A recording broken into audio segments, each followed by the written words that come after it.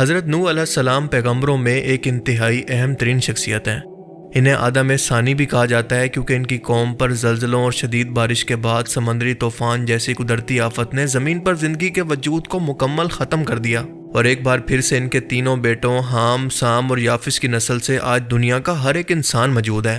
حام کی نسل پورے افریقہ میں پھیلی، جبکہ سام کی نسل پورے عرب اور مڈل ایسٹ کے اندر، جبکہ یافس کی نسل سے یورپ یعنی یونانی، رومی، ترکی، چینی، روسی، ہندی، آریائی نسلیں، اس کے علاوہ سکھ، تاتاری، منگول، یہ سب نسلیں آگے بڑھی۔ حضرت ابن عباس رضی اللہ تعالیٰ عنہ سے روایت ہے کہ حام کی نسل کو بادشاہی ملی، سام کی نسل کے اندر نبوت آئی اور یافس کی نسل کے اندر تلوار رکھی گئی۔ حضرت نوح علیہ السلام کی قوم وہ تاریخ کی پہلی قوم تھی جس نے شرک کا آغاز کیا، ورنہ اس سے پہلے صرف کفر اور ایمان یعنی صرف دو عقیدے دنیا کے اندر موجود تھے، اور اس شرک کا آغاز ایسے ہوا کہ ان لوگوں نے اپنے درمیان رہنے والے نیک لوگوں کی موت کے بعد تعظیم کے طور پر ان کی مورتیاں بنا کر عقیدت کے طور پر اپنے گھروں کے اندر رکھنا شروع کر دی۔ مگر اس کے بعد ہوا کچھ یوں کہ ان کی آنے والی ہر نسل نے ان کو پہلے تو اللہ تک اپنی بات پہنچانے کا وسیلہ، اور اس سے اگلی نسل نے ان کو پوجنا اور پھر اس کی عبادت بھی شروع کر دی۔ انہی بتوں کو خدا مان کر سجدے شروع کر دیے۔ اب اس میں آج کے مسلمانوں کے لیے بھی انتہائی اہم سبق ہے جو ہمیں یہ بتاتا ہے کہ ہر شرک کی ابتدا حد سے زیادہ تعظیم سے شروع ہوتی ہے۔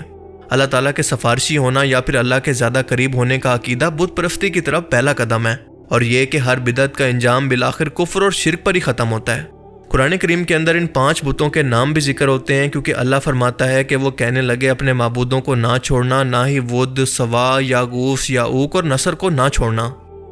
حضرت نوح علیہ السلام نے اس قوم کو 950 سال تک تبلیغ کی، اللہ کے دین کی طرف بلاتے رہے، لیکن یہ لوگ اتنے مغرور اور متکبر ہو چکے تھے کہ جب بھی آپ ان کو تبلیغ کرتے تو یہ اپنی انگلیاں کانوں میں لے لیتے، اونچی اونچی آوازیں کستے اور آپ کا مذاق اڑاتے۔ آخرکار 950 سال کے لمبے انتظار کے بعد نوح علیہ السلام نے اپنی قوم سے نا امید ہو کر ان کو بد دعا دی کہ اے اللہ، ان ظالموں اور کافروں میں سے کسی ایک کو بھی زندہ نہ بخشنا، ان پر اپنا عذاب نازل فرما۔ اور اللہ نے اس قوم پر عذاب بھیجنے کا فیصلہ کیا، لیکن اس سے پہلے اللہ کی بتائی گئی نشانی کے مطابق نوح علیہ السلام کو ایک بڑی کشتی لکڑی اور کیلوں سے بنانے کا حکم دیا گیا۔ یہ بڑی کشتی بناتے ہوئے بھی ان لوگوں نے اس کشتی کا مذاق اڑایا اور نوح علیہ السلام کو کہنے لگے کہ کیا تم اس کشتی کو خشکی پر چلاؤ گے، کیونکہ آس پاس تو کہیں پر پانی موجود نہیں ہے۔ اور بالآخر اس قوم پر عذاب آنے سے ایک دن پہلے تندور سے پانی ابلنے لگا۔ جب ایسا ہوا تو حضرت نوح علیہ السلام نے اس وقت زمین پر موجود ہر ایک جانور کے جوڑے یعنی نر اور مادہ کو اور اپنے چند ماننے والوں کو اور اپنی فیملی کے لوگوں کو ساتھ لیا اور اس کشتی پر سوار ہو گئے۔ باقی نوح علیہ السلام کے گھر والے، جن کے اندر ان کی بیوی اور ان کا ایک بیٹا بھی شامل تھا، کافروں کے اندر شامل ہو گئے اور اس طوفان کے اندر غرق ہو گئے۔ قرآن پاک کے مطابق یہ عذاب اتنا شدید تھا کہ پہاڑوں جتنی اونچی لہریں اٹھی جس نے ہر چیز کو ڈبو دیا۔ 40 دن تک طوفانی بارشیں ہونے کے بعد تقریباً 5 سے 6 مہینے تک یہ کشتی پانی پر تیرنے کے بعد قرآن کے مطابق جودی پہاڑ پر جا کر ٹھہر گئی، جو کہ اس وقت بھی ترکی کے اندر موجود ہے۔ آپ کو بتاتا چلوں کہ یہ آج سے تقریباً 5000 سال پہلے کا زمانہ ہے جب یہ کشتی ایک جودی پہاڑ پر آ کر برف کے اندر دبی رہی۔ قرآن پاک اس نقشے کو یوں بیان کرتا ہے کہ اس سے کہا گیا کہ اے زمین اپنا پانی نگل لے اور اے آسمان تھم جا، اور پانی خشک کر دیا گیا اور کام پورا ہو گیا اور کشتی جودی پہاڑ پر جا کر ٹھہر گئی۔ سورہ ہود آیت 44۔ قرآن پاک میں بیان کردہ جودی پہاڑ ترکی کے سب سے بڑے پہاڑ ماؤنٹ ارات سے تقریباً 350 کلومیٹر دور جنوب مشرقی صوبے سرناک کے قریب واقع ہے۔ یہ علاقہ ترکی کے اندر عراق اور شام کی سرحدوں کے قریب موجود ہے، جس کی اونچائی تقریباً 2100 سے 2200 میٹر کے درمیان ہے۔ جبکہ بائبل کے مطابق یہ کشتی ماؤنٹ ارات کے پہاڑی سلسلے پر جا کر رکی، جو کہ مشرقی ایگرائی صوبے کے قریب موجود ہے۔ یہ تقریباً 5137 میٹر یا پھر 16854 فٹ اونچا پہاڑ ہے، اور اس کی سرحدیں آرمینیا اور ایران کے قریب ہیں۔ اب ہم ذرا غور کریں تو یہ دونوں علامی کتابیں دراصل ایک ہی پہاڑی سلسلے کی طرف اشارہ کر رہی ہیں، جو کہ ترکی اور آرمینیا کے درمیان ایک بہت بڑا پہاڑی سلسلہ ہے جس کے اندر ماؤنٹ ارات بھی موجود ہے اور جودی پہاڑ بھی۔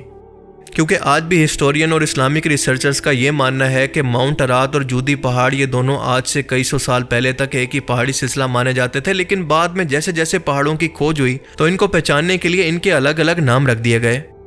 آپ کو یہ جان کر حیرت ہوگی کہ سائنٹسٹ کو اسی جودی پہاڑ اور ماؤنٹ ارات کے جنوب کے اندر تقریباً 18 میل دور یعنی درمیانی راستے کے اندر ممکنہ طور پر حضرت نوح علیہ السلام کی کشتی کے آثار مل چکے ہیں، جس کو وہ ڈورو پینار فارمیشن کہہ رہے ہیں۔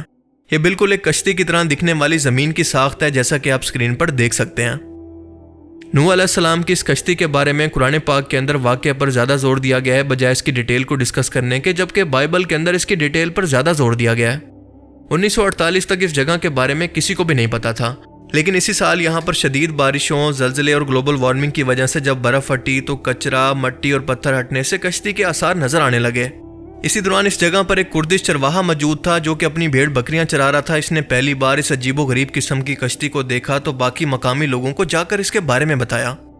1959 کے اندر ایک ترکش پائلٹ جس کا نام تھا الہان ڈورپائنر، اس نے پہلی مرتبہ ہوائی جہاز پر بیٹھ کر آسمان سے اس کی تصویر لی تو اس تصویر کے اندر واضح طور پر کشتی کے سٹرکچر کو دیکھا گیا اور دنیا کو پہلی بار اس کے بارے میں پتہ چلا، اور اسی پائلٹ کے نام کے نسبت کی وجہ سے اس جگہ کا نام ڈورپینار فارمیشن رکھا گیا۔ 1960 سے 1980 کے دوران ویسٹرن آرکیولوجسٹ یہاں پر ریسرچ کرنے کے لیے آتے رہے، لیکن اس وقت ان کے پاس ظاہری نشانیوں کو دیکھنے کے علاوہ کوئی جدید انسٹرومنٹ موجود نہیں تھا جو اسے نوح علیہ السلام کی کشتی ہونے کی تصدیق کر سکتے۔ لیکن حال ہی میں نوح علیہ السلام کی کشتی پر ریسرچ کرنے والی امریکن ریسرچ ٹیم نے رڈار ٹیکنالوجی کی مدد سے اس کشتی کے نیچے تہہ کے اندر جا کر پتہ چلانے کی کوشش کی کہ کیا ان کو وہاں پر اس کے متعلق کوئی ثبوت ملتا ہے یا نہیں، اور جو کچھ ان کو وہاں پر ملا وہ انتہائی حیرت انگیز تھا۔ ملیے اینڈریو جون سے، جو کہ نوح علیہ السلام کی اسی کشتی پر ریسرچ کرنے والی امریکن ٹیم جس کا نام ہے نوس آر سکین کے ایک ریسرچر ہیں، اور ان کا کہنا ہے کہ اس جگہ پر رڈار سے زمین کے نیچے سکین کرنے کے بعد ان کو تقریباً 13 فٹ لمبی سرنگ دکھائی دی جو کہ اس پوری ساخت کے بیچ میں سے گزر رہی ہے، اور اس کے علاوہ اس سکین کے اندر زمین کے نیچے 3 تہیں یا پھر ڈیکس بنے ہوئے بھی نظر آئے جو کہ بائبل کے اندر کشتی کی تفصیلات سے میل کھاتی ہیں۔ بائبل جینیسس 6:16 کے اندر آتا ہے کہ اللہ نے نوح علیہ السلام کو حکم دیا کہ کشتی کے لیے چھت بنانا اور اس کے ایک طرف دروازہ رکھ اور اس کے 3 درجے بنانا، نیچے، درمیانی اور اوپر۔ نچلے حصے کے اندر تمام جانور ان کا کھانا پینا موجود تھا، جبکہ درمیانی درجے کے اندر نوح علیہ السلام کا تمام اناج اور کھانا پینا، جبکہ سب سے اوپر کے درجے کے اندر ان کے لوگ موجود تھے، یعنی ان کا خاندان موجود تھا اور ان کی رہائش تھی۔ اور یہی نہیں بلکہ بائبل کے مطابق اس کشتی کی لمبائی 300 کیوبٹس یعنی تقریباً 515 فٹ اور اس کی چوڑائی 50 کیوبٹس یعنی 86 فٹ کے قریب تھی، اور اس کی اونچائی تھی 30 کیوبٹس یا پھر 52 فیٹ۔ حیرت انگیز طور پر اس ڈورپینار کی لمبائی اور اس کی چوڑائی بھی تقریباً اتنے ہی سائز کی ہے، اور اس سکین کے بعد تو یہ بھی کنفرم ہو گیا کہ اس کے بیچ سے گزرنے کا بڑا اور سیدھا راستہ بھی موجود ہے جو کہ آپ رڈار کے ذریعے آسانی سے دیکھ سکتے ہیں۔ اور اسی کشتی کے 22 فٹ نیچے رڈار سکینز کے اندر ریکٹینگولر شیپس نظر آئی جو کہ ان 3 حصوں کی طرف اشارہ کرتی ہیں جو کہ نوح علیہ السلام کی کشتی کے اندر موجود تھی۔ مزید سکین کے اندر اس کشتی کے اندرونی کمروں یا پھر حصوں کو بھی آسانی سے دیکھا جا سکتا ہے۔ Standing here actually where the 2019 GPR survey had found right below the surface here those angular structures, and that was about 20 feet below, about 7 meters, and so it was throughout this whole area that are possible rooms to Noah's Ark. Now, of course, excavation or core drilling would give us more details about those angular structures that we're seeing below the ground. اب researchers کے مطابق یہ کشتی کیونکہ لکڑی سے بنی تھی تو ہزاروں سال پر ایک جگہ پر کھڑے ہونے کی وجہ سے یہ لکڑی مٹی کا حصہ بن چکی ہے، لیکن اسی خاص جگہ کی مٹی کو جانچ کے یہ فیصلہ کیا جا سکتا ہے کہ کیا اس مٹی کے اندر اور اس کے آس پاس موجود مٹی کے اندر کوئی بدلاؤ تو نہیں۔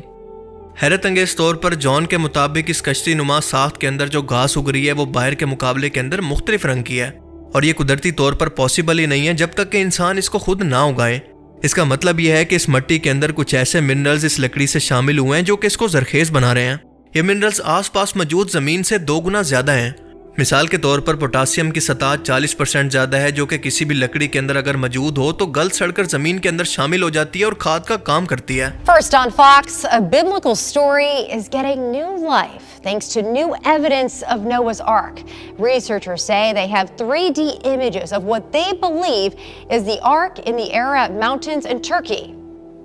Here it is, a huge boat-shaped object sitting below the ground in the mountains of Ararat in Turkey. It's a man-made object, and it's a ship form. So we're not going to find a sign that says, made by Noah and Sons. But what other ship would it be that,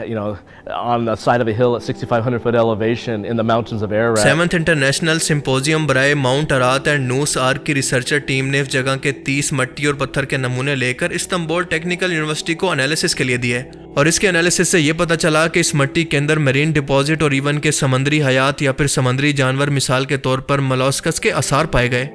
اور ان samples کی تاریخ کے مطابق یہ 3500 سے 5000 سال پرانے ہیں جو کہ بائبل اور قرآن کے اندر بیان کردہ طوفان نوح کے وقت سے ہو بہو ملتے جلتے ہیں۔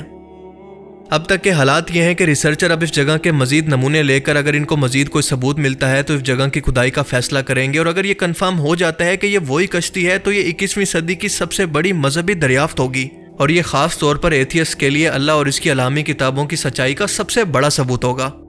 اور دوستو، میرا ایمان اور میرا دل یہ کہتا ہے کہ ایسا ضرور ہوگا، کیونکہ اللہ پاک قرآن کریم کے اندر خود فرماتا ہے کہ بے شک ہم نے اسے یعنی نوح علیہ السلام کی کشتی کو ایک نشانی بنا دیا۔ تو ہے کوئی نصیحت پکڑنے والا؟ اللہ پاک فرماتا ہے کہ نوح علیہ السلام کی کشتی قیامت تک کے انسانوں کے لیے عبرت اور ہدایت کی نشانی ہے۔ بے شک یہ کشتی آج ہمارے اندر موجود نہ ہو، لیکن اس کی نشانیاں قیامت تک کے انسانوں کے لیے ثبوت کے طور پر ان کے سامنے موجود رہے گی، تاکہ وہ اس سے ہدایت حاصل کریں اور اس بات کو جان لیں کہ اس کتاب کو اتارنے والا خدا بھی سچا ہے اور اس کی نشانیاں بھی۔ باقی آپ اس بارے میں کیا سوچتے ہیں؟ اپنی قیمتی رائے کا اظہار کمنٹ سیکشن میں ضرور کریں۔ Thanks for watching this video. اللہ حافظ۔